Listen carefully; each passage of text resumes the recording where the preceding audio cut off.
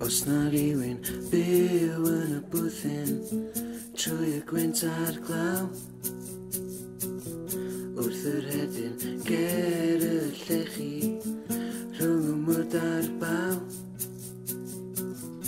Ar y trac draw dros yr rheilffordd mae fy rhyddid i, a mae neuadd bach y pentre dementia sy'n fy aros i. Pwy a wyr be a lle gyda'r gwynt, gyda Gwyn. Leaving for England ar y Virgin tren, leaving for England i gael brec o'r bren.